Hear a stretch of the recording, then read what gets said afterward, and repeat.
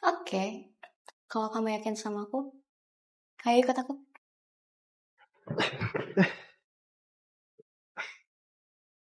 Juminten, apa-apaan? Apa sih, Mas?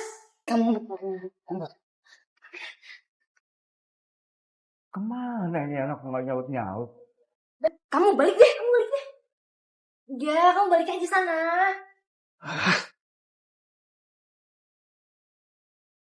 Tapi lo udah siap ya kalau lo emang ntar disia-siain sama bapaknya kalau lo nggak diterima. Iya pokoknya. Ayo, siap bang. gue sama temen ngebantu aja. Ayo, mari bang. Sampai mana juga gue bantu. Ayo, Bismillah aja bang. Iya udah.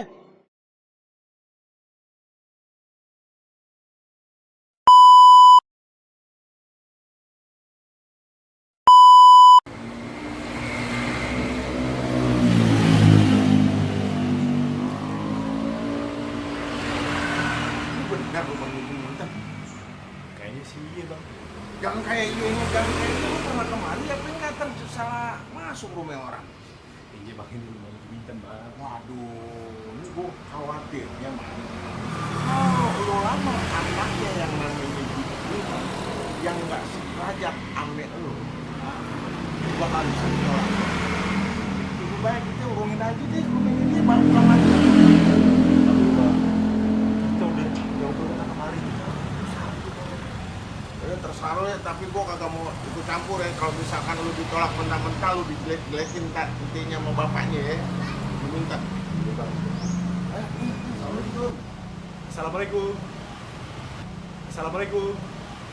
Siapa sih? Ganggu aja. Mana lagi? Assalamualaikum. Waalaikumsalam. Masuk aja.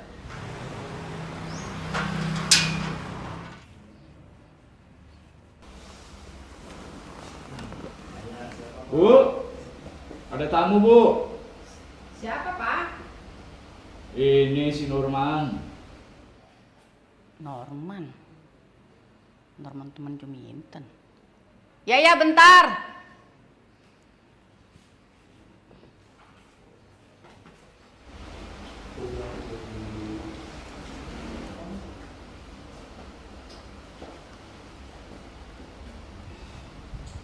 Silakan diminum, Norman.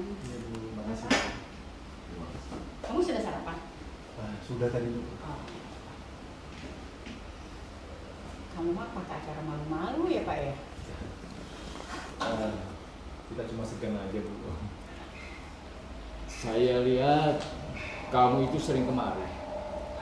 Terus kapan mau bawa rombongan untuk melamar anak saya? Ini apaan sih? Saya belum punya banyak uang pak. Ya kumpulin dulu lah. Setelah itu baru kemari. Emangnya bapak dan ibu mau saya bawa berapa untuk lamarannya pak? 50 juta. Kalau bisa 100 juta. Bahkan kalau bisa lebih.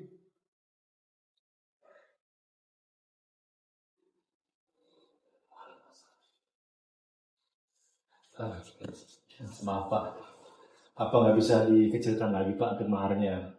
Ya maksud saya mungkin kita bisa menikah dengan acara sederhana aja pak.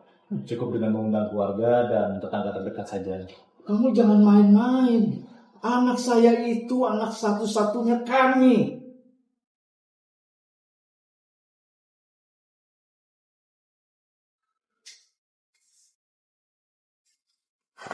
Maaf pak, Bu. Saya cuma mau bertanya, apakah Juminten pandai memasak? Boro-boro. Bangunnya aja siang. Malah kadang-kadang langsung makan bangun tidur. Siapa sih, Pak? Anak nggak mau dijadiin istri malah dijelek-jelekin. Ibunya juga sama kok bangun Ih, tidur. sih. Kalau boleh saya bertanya lagi pak, apakah dia pandai mengaji? Bisa sedikit. Iya, sedikit-sedikit lah. Apa dengan maknanya? Ya sedikit-sedikit itu tadi. Oke, ya saya sudah mengerti. Kalau boleh saya tanya ini untuk yang terakhir kali, apakah Juminten rajin sholat? Apa maksud kamu nanya-nanya seperti itu? Kamu kan teman kecil waktu sekolah. Seharusnya kan kamu sudah tahu. Maaf Pak, maksud saya begini. Karena Juminten itu dia nggak bisa memasak, nggak pandai mengaji, dan dia juga jarang sholat. Apalagi dia juga tidak menutup auratnya. Saya rasa untuk mahar 1 juta itu nggak mungkin Pak. Kecuali dia seorang hafiz Al-Quran yang bisa menghafal 30 juz. Barulah pantas untuk mendapatkan mahar 1 juta. Itu pun akan saya usahakan Pak untuk mendapatkan mahar 1 juta tersebut. Apalagi Juminten sekarang belum menikah dengan saya, segala dosa-dosanya Bapak yang akan tanggung. Kalau bisa menikah dengan sederhana, kenapa harus dipaksa Pak untuk bermewah-mewahan?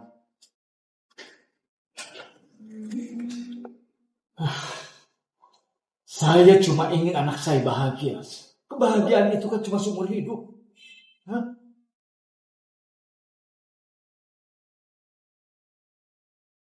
Bapak ingin anak Bapak bermewah-mewahan. Iya. Ya tentulah. Kamu pasti pengen lihat anak kamu bahagia. Nurman ya? Ya, saya mengerti Pak. Dia mau ngapain ya kesini? Sebagai orang tua, ingin melihat anaknya di pelaminan yang megah, menikah secara mewah, didandani secara cantik dan mahal. Kok dia mau ngelamar aku sih? Tapi perlu Bapak Ibu ketahui, dari ratusan banyaknya undangan akan melihat kita, itu akan kita yang akan menanggung dosa-dosanya Pak, karena akan dipertontonkan dari sekian banyak orang. Jadi saya mohon, kalau bisa pernikahan ini kita adakan secara sederhana saja Pak. Kalau bisa secara sederhana, kenapa harus dipaksakan? Sementara kita bisa menjalani hidup dengan sesederhana mungkin. Kamu mau ngajarin saya tentang agama ya? Hah?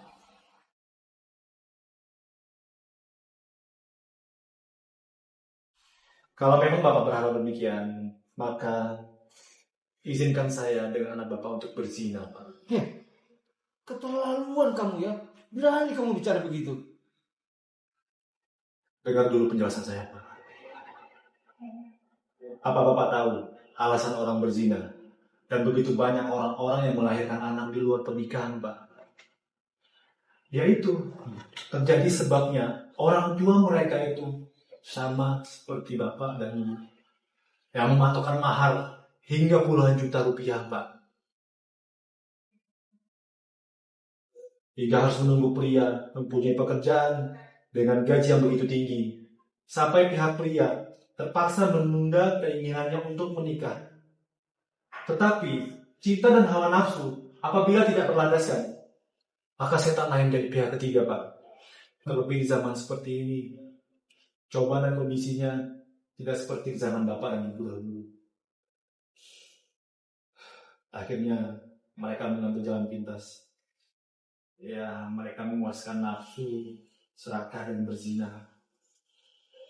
Pertama memang hal yang ringan-ringan dulu saja yang mereka lakukan. Mungkin mereka pegang-pegangan tangan, saling memeluk, dan sebagainya. Tapi semakin lama akan menjadi berat. Yang benar-benar berat itu mungkin Bapak sendiri bisa membayangkan, Pak. Lantas apa kaitannya kamu mau menjinahi anak saya? Begini logikanya. Seperti yang terjadi dengan anak-anak lainnya. Bapak tidak memberikan izin kami menikah sekarang. Biar ada uang puluhan juta rupiah dulu agar kami bisa menikah. Dan kami hendak melepaskan nafsu. Bagaimana Pak? Setiap hari kami saling mengenal, lebih dekat dan semakin dewasa. Dia meminta saya untuk bersilaturahmi ke sini. Sebenarnya dalam hal ini hati kami sudah ada perasaan. Namun kami senantiasa menjaga hingga halal, Pak. Dan itu nggak mudah bagi kami, Pak. Itu benar-benar berat, Pak. Menjaga perasaan itu nggak mudah. Jika Bapak memang minta uang segitu, maka dengan rendah hati, izinkan saya untuk berzina dengan anak Bapak. Terlepas apakah itu penting Bapak untuk tahu saya dan anak Bapak berzina. Orang yang berzina itu orang tuanya nggak ada yang tahu, Pak. Bahkan sering berzina. Ya, ironisnya orang-orang sekarang menganggap hal itu bukan hal yang tabu lagi, Pak. Bukan hanya sekedar berzina itu untuk ya aham-aham saja. Berzina itu bisa dengan zina ringan seperti zina mata, zina tangan, zina hidung, zina telinga. Tapi sebab hal yang itu yang akan menjadi berat nantinya, Pak. Kamu ini ngomong muter-muter. Beruntung kamu teman sekolah anakku. Begini, kalau kamu tidak ada uang, bagaimana kamu membiayai anakku? Lupakan Bapak dengan apa yang sudah Allah pesankan kepada kita. Menikahlah orang-orang bujang, pria dan wanita. Dari kalangan kamu orang-orang yang soleh dari hamba-hamba, kata Allah, pria dan wanita. Jika mereka miskin, Allah akan mampukan mereka.